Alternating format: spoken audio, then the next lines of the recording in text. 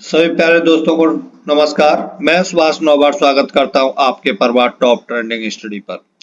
प्यारे दोस्तों, आज है 7 फरवरी 2024। इस वीडियो में हम जी के जीएस के 50 इंपॉर्टेंट क्वेश्चंस को डिस्कस करेंगे जो आगामी परीक्षा उत्तर प्रदेश पुलिस कांस्टेबल और जो भी उत्तर प्रदेश पुलिस में जितनी भी वैकेंसी आई हैं एएसआई की, रेडियो ऑपरेटर की, जिनके अंदर जी के जीएस पूछी जाएगी, उन सभी के लिए ये इंपॉर्टेंट वीडियो है। आज हम करा रहे हैं सेट नंबर 1 से स्टार्ट करेंगे और कंटिन्यू डेली 50-50 क्वेश्चनों की वीडियो आपको मिलेगी। सभी इंपॉर्टेंट क्वेश्चन है। जैसा आपने देखा, radio operator, assistant radio operator और वर्कशॉप स्टाफ के लिए हमने फिजिक्स की सीरीज चलाई थी, जिसमें से जो 16-17 क्वेश्चन आए थे, लगभग पूरे क्वेश्चन हर शिफ्ट में हमारी शिफ्टों से आपको देखने को मिले। ये मैं नहीं बोल रहा, आपने खुद बोला है। शुरू करते हैं। यदि आप चैनल पर नए हैं तो चैनल को सब्सक्राइब कर लेना, वीडियो को लाइक करना और बेल आइकन को दबा लेना, जिससे आने वाली वीडियो का नोटिफिकेशन आपको मिलता रहे। पहला क्वेश्चन है, एन ऑटोबायोग्राफी डैश की आत्मकथा का नाम है। 4 नाम दे रखे हैं। 4 नामों में से आपको जो खाली स्थान है उसमें भरना है। कौन सा ऑप्शन सही हो जाएगा आपको ये बता रहा है। एन ऑटोबायोग्राफी डैश की आत्मकथा का नाम है। आराम से चलेंगे, कोई जल्दी नहीं है, ठीक है।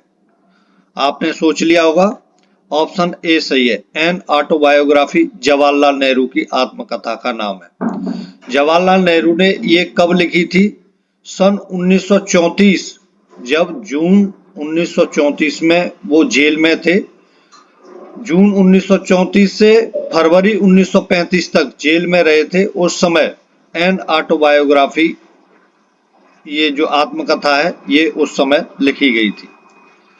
अच्छा, गांधी जी का नाम आया है। गांधी जी की आत्मकथा का क्या नाम है? इंपॉर्टेंट है, बहुत इंपॉर्टेंट है। पेन ले लेता हूं। गांधी जी की आत्मकथा का क्या नाम है? My experiment with truth. क्या नाम है? My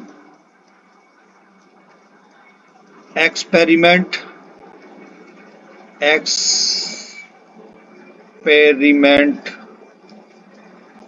with truth. ठीक है। माई एक्सपेरिमेंट विद ट्रुथ किसकी? अच्छा, एक और सुभाष चंद्र बोस का नाम आया है। इंपॉर्टेंट है, सुभाष चंद्र बोस, है ना। इनसे बहुत क्वेश्चन पूछे जाते हैं आजकल एग्जाम में। तो सुभाष चंद्र बोस की एक भारतीय तीर्थयात्री आत्मकथा है। सुभाष चंद्र बोस की एक भारतीय तीर्थयात्री, ठीक है। एक भारतीय तीर्थयात्री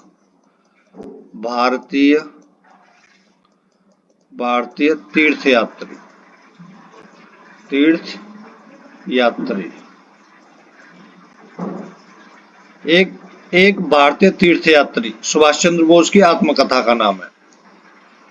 अगला क्वेश्चन है, निम्नलिखित में से किस राज्य सरकार ने अदालतों में संपत्ति संबंधी पारिवारिक विवादों को कम करने के लिए गिफ्ट डीड योजना शुरू की है? इंपॉर्टेंट क्वेश्चन है, वेरी वेरी इंपॉर्टेंट, लगा लेना।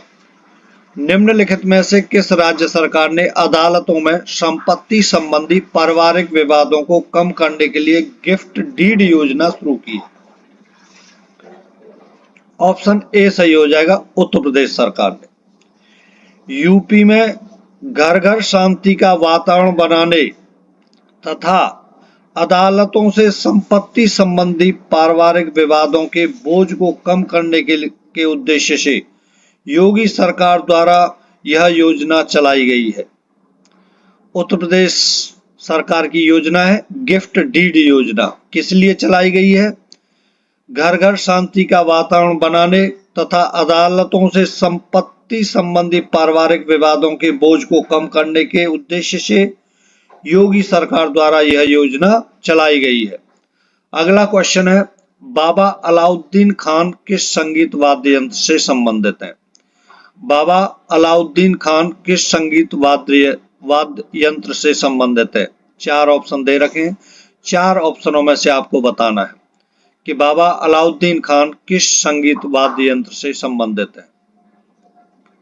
ऑप्शन सी सही है, सरोद से संबंधित है। किससे? सरोद वाद्य यंत्र से संबंधित है बाबा अलाउद्दीन खान।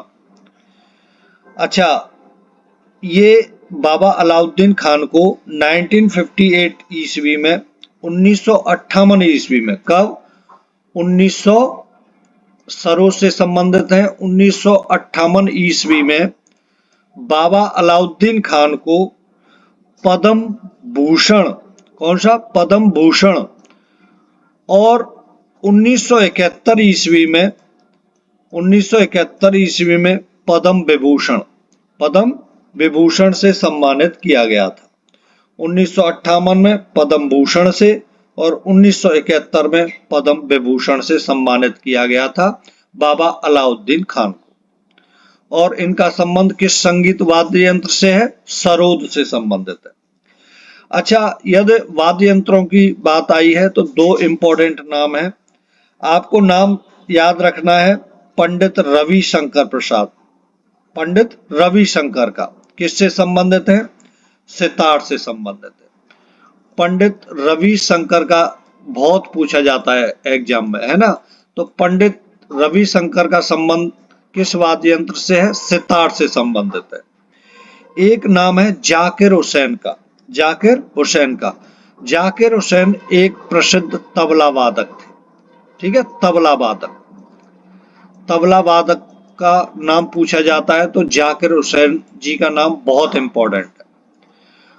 अगला क्वेश्चन है, डीआरडीओ द्वारा निम्नलिखित में से किसके साथ मिलकर सारस हल्के यात्री विमान के लिए एक स्वदेशी इंजन का निर्माण किया जाएगा? बताइए। ऑप्शन बी सही है, CSIR, council of scientific and industrial research, वैज्ञानिक और औद्योगिक अनुसंधान परिषद। बी ऑप्शन सही हो जाएगा। डीआरडीओ की बात आई है, किसकी? डीआरडीओ की। तो डीआरडीओ की फुल फॉर्म क्या होती है? Defence research and development organisation. क्या? Defence research development and organisation. कब स्थापना हुई थी इसकी? 1958 ईस्वी में। डीआरडीओ की स्थापना कब हुई थी? 1958 ईस्वी में। प्रेजेंट में इसके अध्यक्ष कौन है? अध्यक्ष की बात करें तो doctor Sameer V Kamat, doctor Sameer, क्या? समीर वी कामत इसके अध्यक्ष हैं डीआरडीओ, वी कामत, ठीक है? डॉक्टर समीर वी कामत इसके अध्यक्ष हैं प्रेजेंट में डीआरडीओ के। नेक्स्ट क्वेश्चन है, प्राचीन मगध की निम्नलिखित में से किस गुफा में प्रसिद्ध बौद्ध परिषद का आयोजन किया गया था? आपको बताना है प्यारे दोस्तों, प्राचीन मगध की निम्नलिखित में से किस गुफा में प्रथम बौद्ध परिषद का आयोजन किया गया था? चार ऑप्शन दे रखे हैं, चार ऑप्शनों में से आपको बताना है। ऑप्शन बी सही है, ऑप्शन बी सही है, सप्तपर्णी गुफा। नेक्स्ट क्वेश्चन है, उस व्यक्ति का नाम बताइए जिसने अपनी मृत्यु से पहले अपना स्वयं का लेख लिखा है। क्या लेख लिखा है उन्होंने? यहाँ एक ऐसे व्यक्ति को रखा गया है जिसने न तो किसी मनुष्य को और न ही परमेश्वर को बख्शा, नहीं किसी मनुष्य को न ही किसी परमेश्वर को बख्शा। बताइए। चार ऑप्शन दे रखे, चार ऑप्शन में से आपको बताना है। ये लेख लिखा है, ऑप्शन डी सही है, खुशवंत सिंह। ऑप्शन डी सही है, खुशवंत सिंह।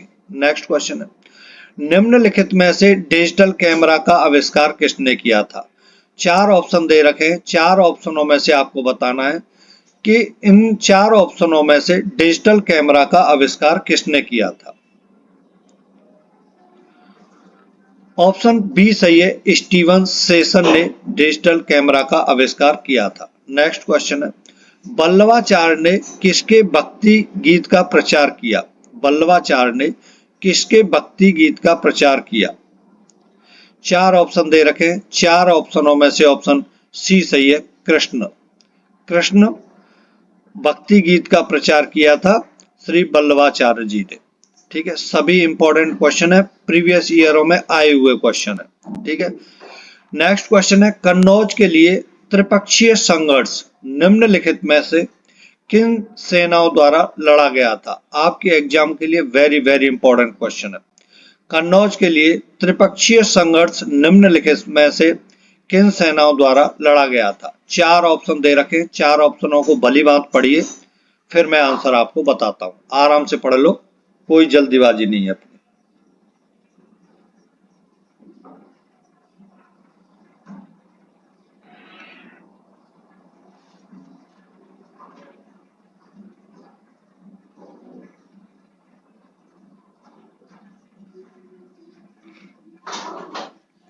पढ़ लिया? ऑप्शन बी सही है, गुर्जर, प्रत्याहार, राष्ट्रकूट, पाल राजवंश, तीनों ने। ठीक है, नेक्स्ट क्वेश्चन है, संत कबीरदास की वाणी का संग्रह क्या कहलाता है? संत कबीरदास की वाणी का संग्रह क्या कहलाता है? बहुत इंपॉर्टेंट है ये, ऑप्शन सी सही है, बीजक। क्या है? बीजक। नेक्स्ट क्वेश्चन है, कौन सी प्रायद्वीपीय नदी विवर्तनिकी की प्रेरित घाटी से बहती है? कौन सी प्रायद्वीपीय नदी विवर्तनिकी की प्रेरित घाटी से बहती है? 4 ऑप्शन में से ऑप्शन बी सही है, नर्मदा नदी। ऑप्शन बी सही है, नर्मदा नदी। नेक्स्ट क्वेश्चन है, निम्नलिखित में से कौन ओजोन क्षयकारी पदार्थ के उपयोग से नियंत्रण और चरणबद्धता के मुद्दे से जुड़ा है? आपको बताना है, निम्नलिखित में से कौन ओजोन क्षयकारी पदार्थ के उपयोग से नियंत्रण और चरणबद्धता के मुद्दे से जुड़ा हुआ है? 4 ऑप्शन दे रखे, 4 ऑप्शनों में से आपको टिक करना है, कौन सा ऑप्शन सही रहेगा।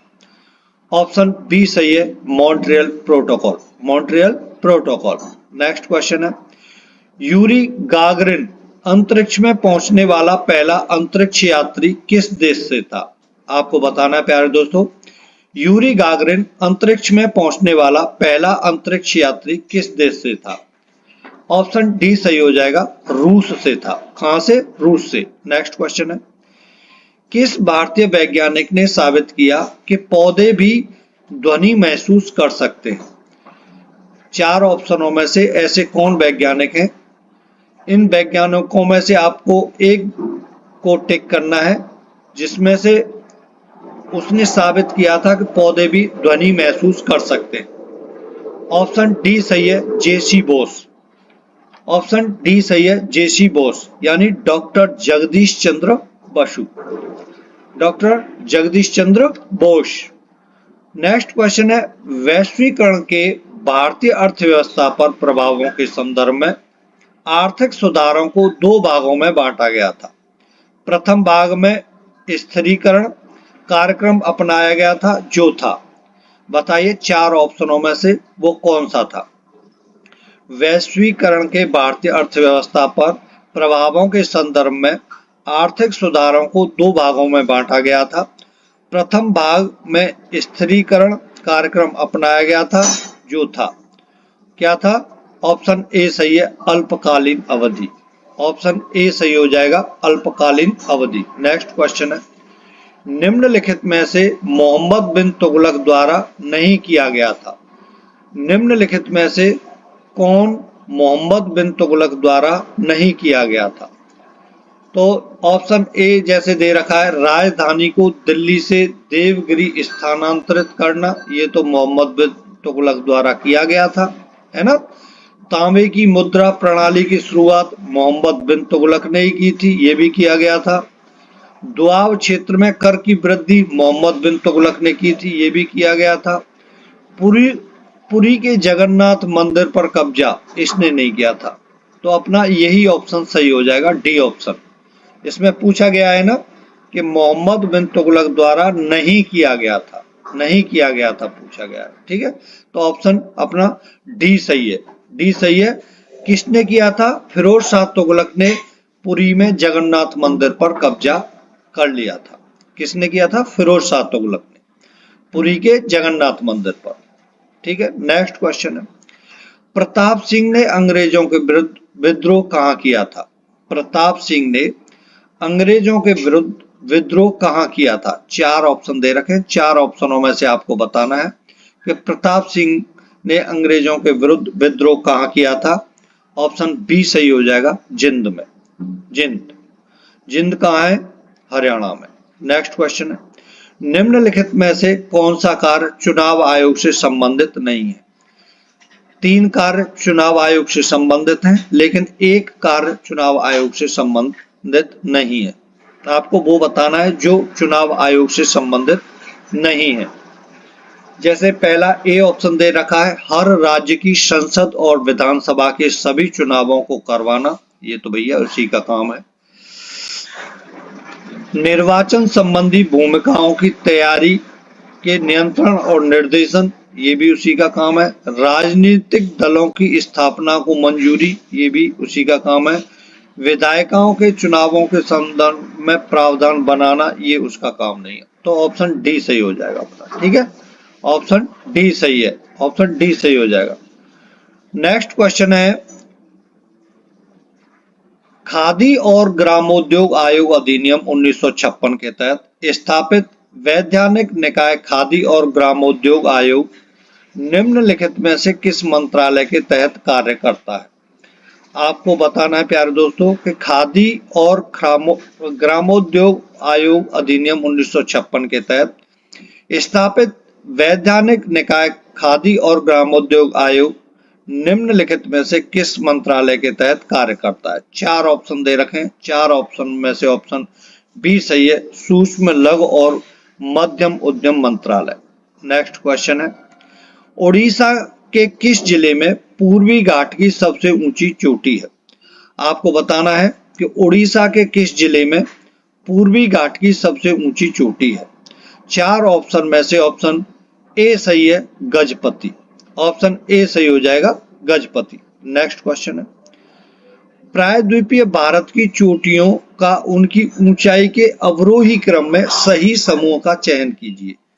अवरोही क्रम में बताना है आपको, यानी सबसे ऊंची चोटी बतानी है पहले, उसके बाद उससे छोटी, उसके बाद उससे छोटी, उसके बाद उससे छोटी, है ना। मतलब घटते क्रम में, अवरोही का मतलब, आरोही का मतलब बढ़ते क्रम में, तो अवरोही के क्रम में बताना है आपको। चार ऑप्शन में से ऑप्शन डी सही है, सबसे बड़ी है अनाईमुड़ी,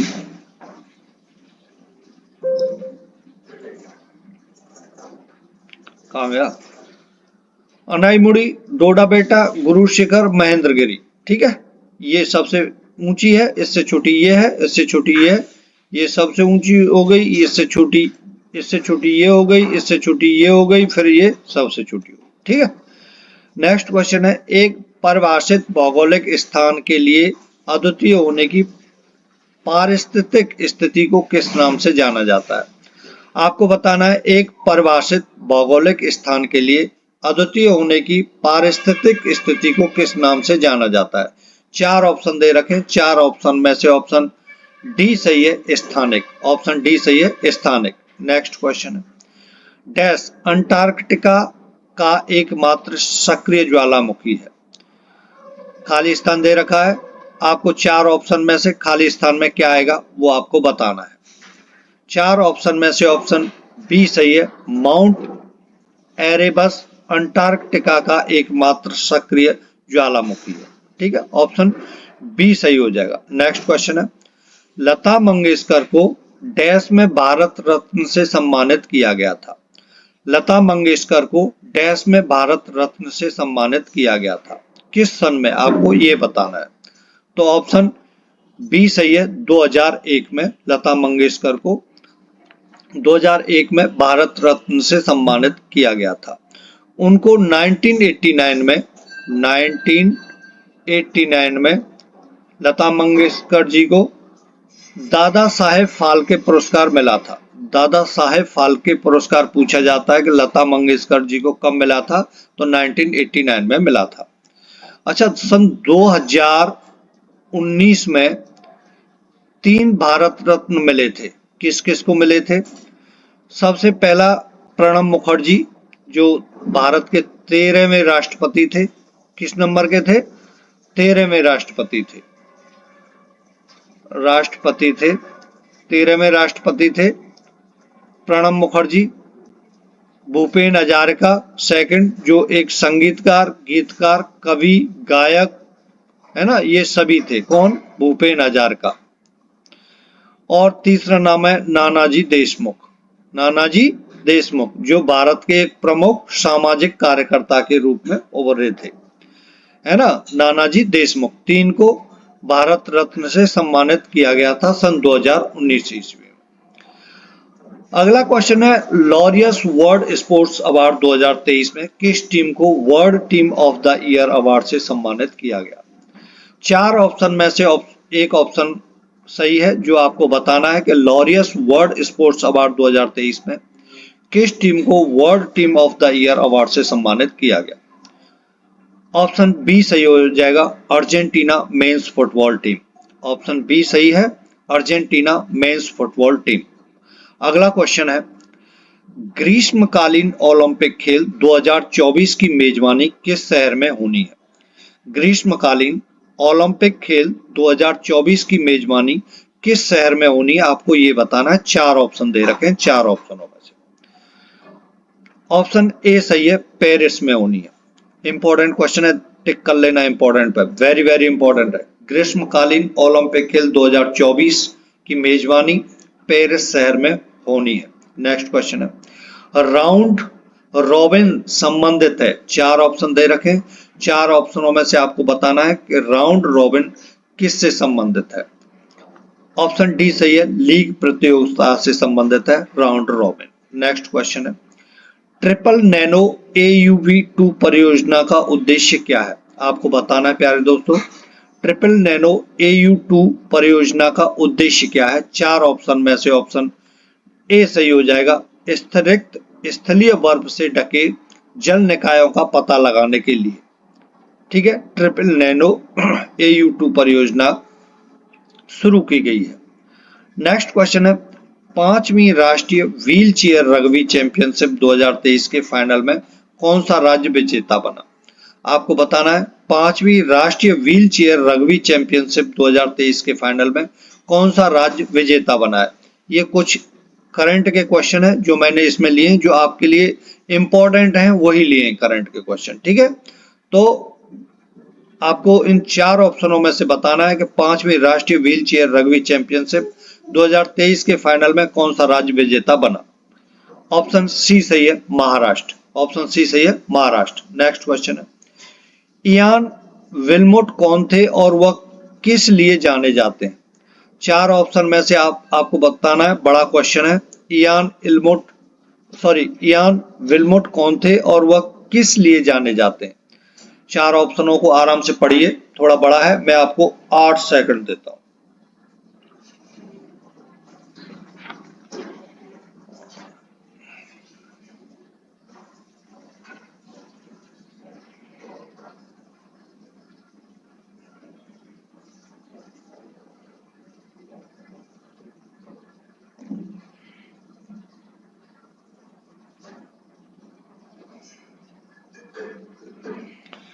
कर लिया? ऑप्शन सी सही है, क्लोन किए गए जानवर डॉली भेड़ के निर्माता। क्लोन किए गए जानवर डॉली भेड़ के निर्माता। अगला क्वेश्चन है, सितंबर 2023 में राष्ट्रपति द्वारा शुरू किए गए आयुष्मान भव अभियान का मुख्य उद्देश्य क्या है?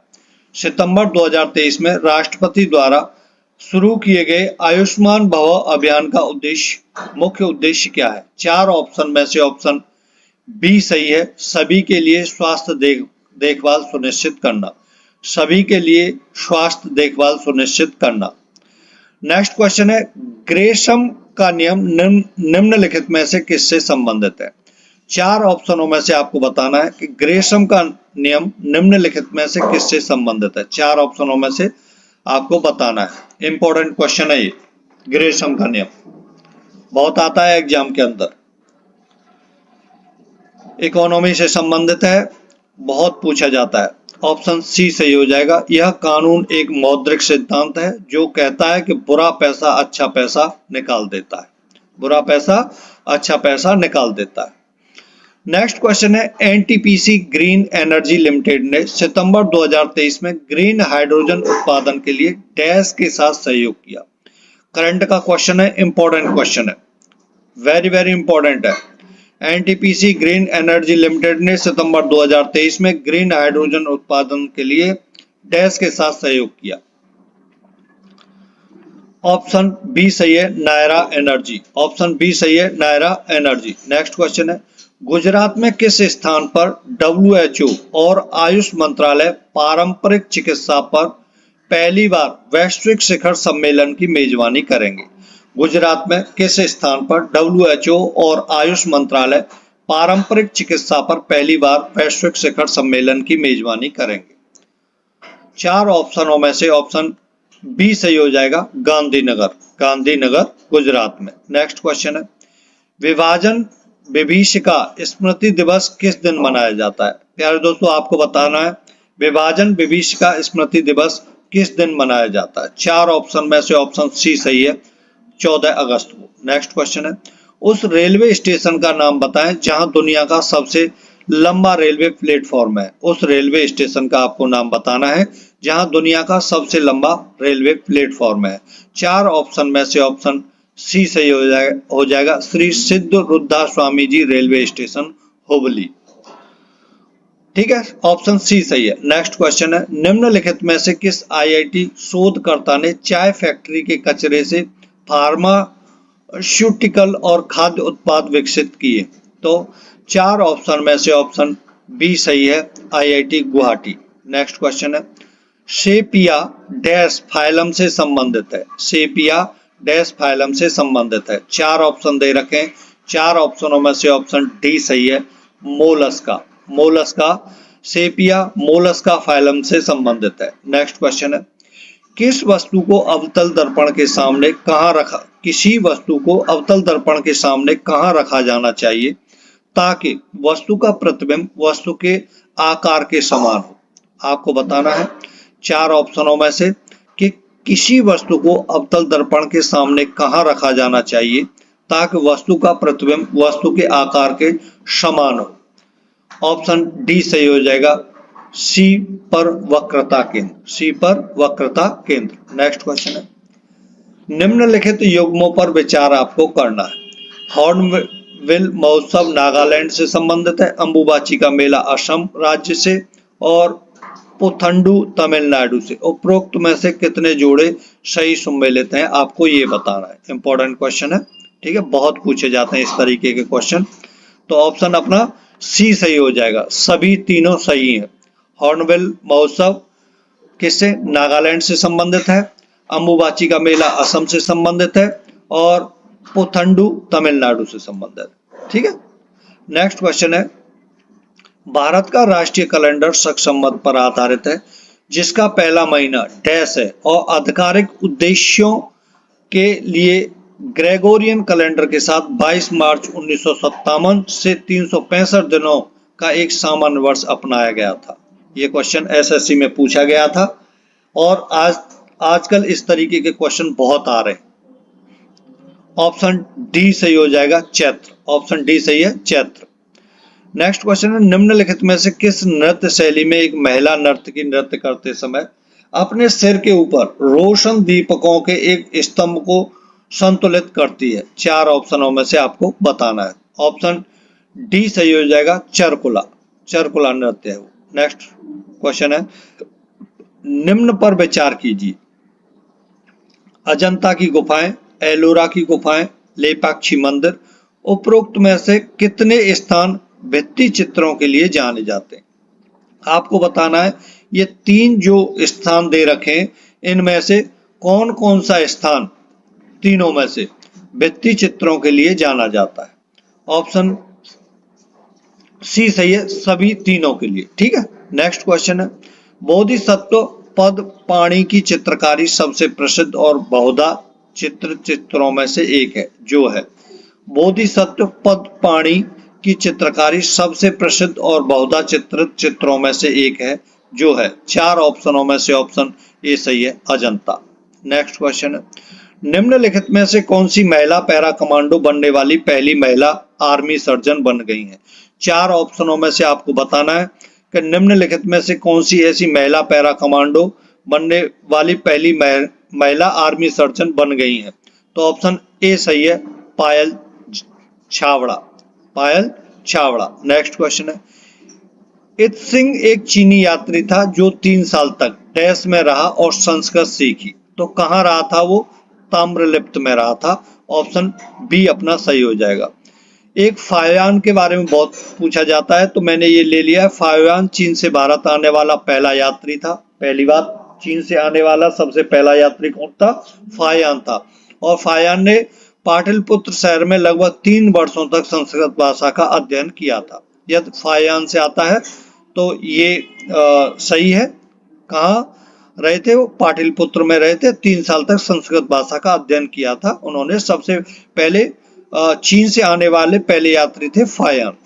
और इत सिंह कहाँ रहे थे? ताम्रलिप्त में। नेक्स्ट क्वेश्चन है, निम्नलिखित में से मुगल सम्राटों का कौन सा इतिहास आत्मकथात्मक है?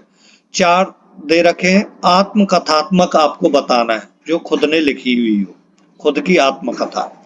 4 बाबरनामा, हुमायूंनामा, आलमगीरनामा, जहांगीरनामा। तो ऑप्शन सी सही है, 1 और 4 सही हो जाएंगे। बाबरनामा बाबर ने और जहांगीरनामा जहांगीर ने। बाकी हुमायूंनामा किसने लिखी है? गुलबदन ने। अच्छा, ये बहुत पूछा जाता है कि बाबरनामा किस भाषा में लिखी गई है। तो बाबरनामा तुर्की भाषा में लिखी गई है, ध्यान देना आपको, वेरी वेरी इंपॉर्टेंट है ये। बाबरनामा किस भाषा में लिखी गई है? बहुत पूछा जाता है एग्जाम के अंदर, तो तुर्की भाषा में, ठीक है। जहांगीरनामा फारसी भाषा में लिखी गई है। हुमायूंनामा किसने लिखी है? हुमायूंनामा के लेखक हैं गुलबदन बेगम, उनकी बहन थी। अकबरनामा अबुल फजल ने लिखी है। शाहजहांनामा इनायत खान ने लिखी है। और आलमगीरनामा किसने लिखी है? मिर्जा मोहम्मद कासिम ने लिखी है। बहुत पूछी जाती है, मैंने बता दिया आपको, ठीक है। जिसको नहीं पता है अपने पास नोट कर लेना, किसी न किसी शिफ्ट में यहाँ से इस स्लाइड से आपको क्वेश्चन देखने को मिलेगा ही मिलेगा, ये 100% है। नेक्स्ट क्वेश्चन है, दक्कन सल्तनत और उनके संबंधित क्षेत्र के निम्नलिखित में से कौन सा युग्म सुमेलित नहीं है? नहीं है, 3 सुमेलित हैं, 1 नहीं है, वो आपको बताना है, ठीक है। पढ़ लिया? ऑप्शन ए सुमेलित नहीं है। बाकी बरीद शाही बीदर, कुतुब शाही गोलकुंडा और इमाद शाही बरार, ये तीनों सुमेलित हैं, मतलब सही हैं ये सही है। बाकी क्वेश्चन के अनुसार ये ऑप्शन टिक करेंगे हम इसको, ये मेल नहीं खाता है, सुमेलित नहीं है, ठीक है। Next, thank you for watching this video. नमस्कार।